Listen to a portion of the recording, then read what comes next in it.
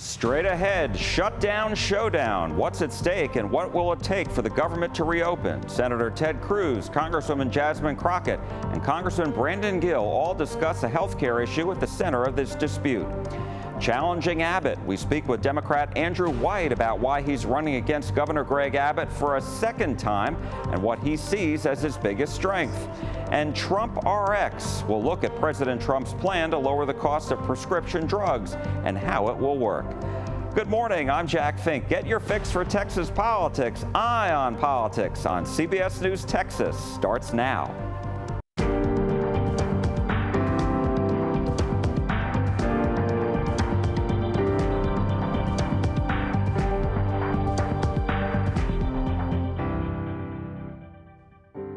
Hello and welcome to Eye on Politics. Hope you're having a great Sunday. We begin with the government shutdown and the question, what will it take for Republicans and Democrats on Capitol Hill to end it? It began at 12:01 a.m. Wednesday after the Senate could not reach the 60 votes required to pass a continuing resolution to keep the government funded until November 21st. With every Republican except for one senator voting for it and most Democrats except for 3 voting against it. At the center of the dispute is whether to extend enhanced tax credits for the Affordable Care Act that are set to expire at the end of the year. I spoke with Senator Ted Cruz on Wednesday, hours after the shutdown began, and he blasted Senate Democrats. We are unfortunately in day one of the Schumer shutdown, and I think it's been clear this was coming for some time. The House of Representatives has passed funding for the government, a clean continuing resolution that keeps the government open. In the Senate, we've taken up and voted on it multiple times. I've voted repeatedly to keep the government open, and the Democrats have lined up. Virtually every single Democrat has voted no, do not fund the government, and the result has been this government shutdown today. The Schumer shutdown is really about 2 things. Number one, it is about free health care for illegal aliens. The Democrats have decided that is the issue that they want to hang their party's future on, and they're willing to shut down the federal government in order to try to force free health care for illegal aliens. Jack, the second reason, and really the core reason why we're having a shutdown, has nothing to do with health care or policy. It has to do with politics, which is Chuck Schumer is in trouble. Several months ago, when the last government funding expired, Schumer and the Democrats worked with Republicans to keep the government open. And the left wing of the Democrat base went nuts. They got furious with Schumer. He almost lost his job. And Schumer is looking over his left shoulder at AOC. He is worried about being primaried from the left. And so this shutdown, I believe, is all about Chuck Schumer proving to the crazies on the left that he hates Donald Trump every bit as much as they do, and he's willing to shut the government down for it. What that means is this is essentially a temper tantrum by the Democrats. They will eventually relent, but I don't know when. So as you and Republicans are blaming Democrats, I know you're not surprised when I tell you that Democrats are obviously pinning the blame on Republicans and President Trump, saying they control the White House, they control the Senate and the House, and that the last time there was a government shutdown, President Trump was in office his first term. So what do you say to that? Well, this is where facts matter and truth matter. You're right. The last time there was a shutdown was the first Schumer shutdown. And here's the reality. To pass legislation funding the government, you need 60 votes in the Senate under the Senate filibuster rule. The House of Representatives passed what's called a clean CR. It is a continuing resolution. It has no Republican policy elements in it. It doesn't have any secret policy smuggled in. It simply says everything we were funding yesterday continues being funded today at the same level.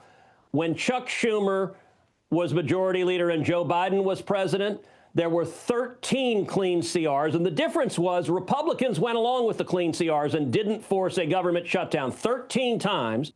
So let me ask you, because one of the sticking points has also been about extending the enhanced tax credits for the Affordable Care Act, which are set to expire at the end of the year. Democrats say the premiums for everybody are going to go up, and they've been trying to force this as part of the deal. And Republicans have said, no, we'll negotiate afterwards. Where are you on this issue? Well, look, it's clear the Democrats passed a big subsidy that was supposed to be a temporary subsidy during COVID, and that's what they're talking about.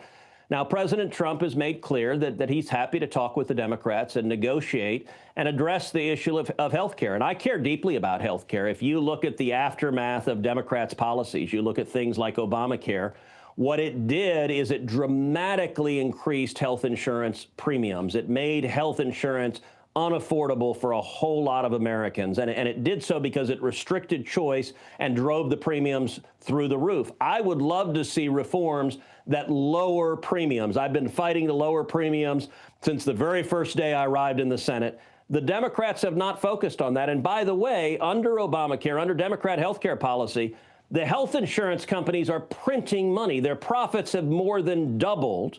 So the health insurance companies have gotten rich, and working Texans, it's much harder to afford health insurance. But the president has also been clear he's not going to negotiate on this issue in the middle of a shutdown of the government, that the Democrats do not get to shut down the entire government and hold it hostage, that we need to open the government, which we're going to do. We need to turn the lights on and have people go back to work. And then the White House has made clear that they're happy to negotiate with the Democrats, but their solution is not going to be another Democrat solution that wastes money and raises premiums even more. We need more consumer choice and lower premiums. Democratic Congresswoman Jasmine Crockett of Dallas blamed President Trump and Republicans for the shutdown. Yeah, this really goes to show you just how ineffective the Republicans are when it comes to governance. We consistently talked about their obstructionism when they had the majority in the House and the Democrats controlled the Senate as well as the White House. But you know what? I've got to give it up to President Biden. President Biden never gave up. President Biden consistently called in all four corners, which would be the leaders of the House, minority and majority, and the leaders of the Senate, majority and minority. And he consistently tried to make sure that he told the line and did not give up things that were absolutely critical, but he would give some. And that's what negotiations look like. It's usually a situation where no one is exactly happy. But at the end of the day, he felt like the most responsible thing he could do was to make sure that he could keep the government open. And I can say for the last 4 years, we were able to enjoy what stability looked like in every sense this administration swore in January. It has been nothing but chaos for everyone. And when I say everyone, I mean not just the people that didn't vote for him and knew better and believed in Project 2025 and were okay with having a Black woman sit in the Oval Office, but I am talking about those people that decided that they were going to support his candidacy. Those people in rural America, which we know that rural America uses more SNAP benefits than urban America. And so ultimately, if this goes past 30 days, rural America is going to be hit pretty hard. And so, yes, this is only further evidence of what we all knew. The last time we had a shutdown was under this same president. So there is a trend. So while you are and Democrats are blaming Republicans, not surprisingly, Republicans are blaming Senate Democrats. They're calling this the Schumer shutdown, Yeah. saying that Republicans in the House wanted to keep the government open, the president wanted to keep the government open, but the Senate Democrats and Chuck Schumer didn't have the votes, didn't come with the votes because, as you know, 60 votes are necessary in the Senate. And so they're blaming the Democrats for that. And I remember you criticized Senator Schumer's leadership in March when he voted to continue funding the government. So what do you say to all that? I absolutely do. And what I say is what Donald Trump said years ago, before he was ever elected or running for president. He said, if the government shuts down, it is the president's fault. These are his words. And so I am happy to repeat his own words. So let's talk about these enhanced tax credits that are set to expire as part of the Affordable Care Act at the end of December. I know Democrats have been pushing to extend those. I spoke with Republican Congressman Keith Self of McKinney last week about this, and he said no Republican ever voted for them. Only Democrats did. They were meant to be temporary. They were COVID era. COVID is over. temporary is over, he said. And how do you respond to that? I think that we're still in a healthcare crisis, and it's only going to be compounded because of the decisions and because of the votes of the Republicans.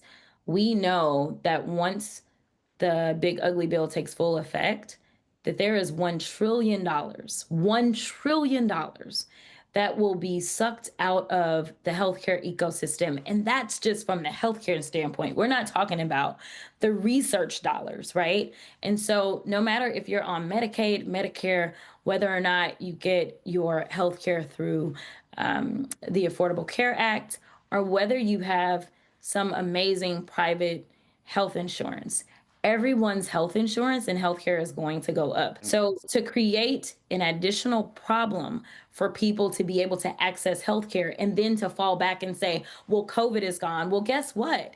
You guys have created yet another catastrophic situation for the American people that is going to make this unaffordable for so many reasons. Republican Congressman Brandon Gill said he and other House Republicans did their job to keep the government open. We passed a clean continuing resolution 2 weeks ago, so we gave Democrats plenty of time to voice any concerns that they had, but this is a clean continuing resolution. It is not a government funding bill that we passed that is full of conservative priorities, Republican priorities. It's not a partisan bill. It's in fact the same piece of legislation that Democrats have voted on 13 times in the past. So we did our job. We sent that over to the Senate, and Senate Democrats simply rejected it. So this is a shutdown that was created by Democrats, and I hope that they will come to their senses and get us out of this. One of the main sticking points is over the enhanced tax credits for the Affordable Care Act, which are set to expire at the end of the year. Democrats want to make them permanent. And I'm wondering, where are you on this? Where I am is saying simply that that has nothing to do with the continuing resolution. And we've got plenty of time to debate what those tax credits look like. There's a lot of problems with those, by the way, but those don't run out until the end of this year. That's 3 months. That is a lifetime in politics. Up next, meet the Democrat challenging Governor Greg Abbott, why he's trying again 8 years after the first campaign, when Eye on Politics on CBS News Texas returns.